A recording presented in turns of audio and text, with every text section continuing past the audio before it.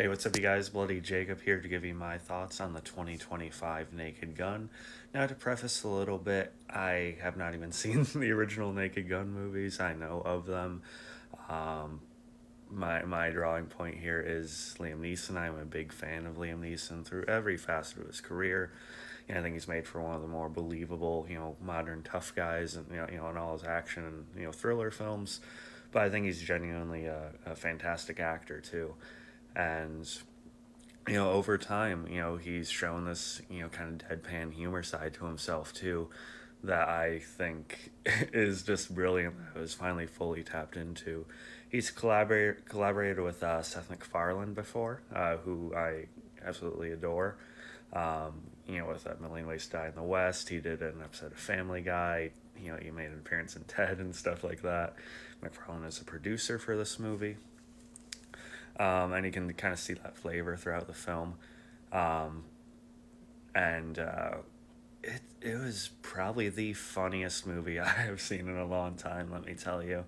Now, like, spoof kind of comedies are not like my favorite, subgenre. They're not like my favorite kind of humor all the time. They can get old for me. Um, but this one, I don't know.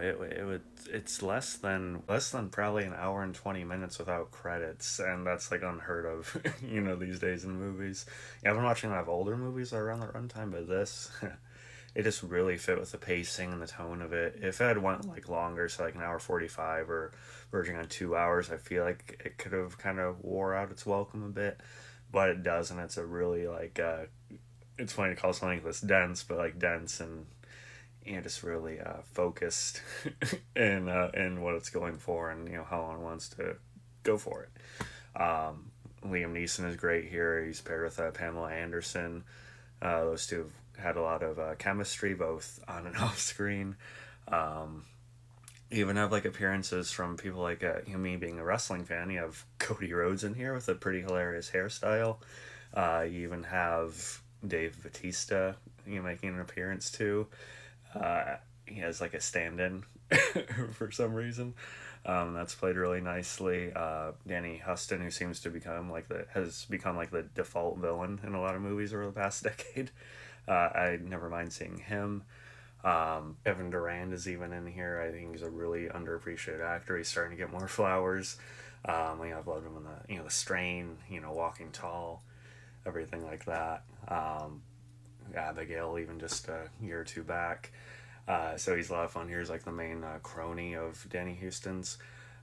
So yeah, that was quite a bit of fun. And there's just like a lot of ongoing like gags. Like Neeson keeps being handed like a coffee.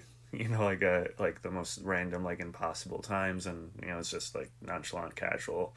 Oh, thank you. And that really spoke to me as a coffee person.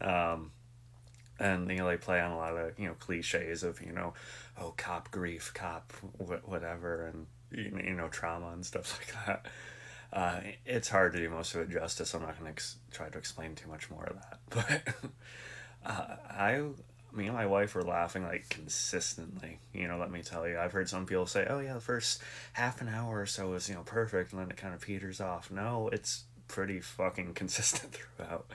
And it's definitely one of the best times I've had with a movie all year. Um, it'll be interesting to see like how much it holds up on like rewatches. I still don't know if it's one I'd go back to all the time.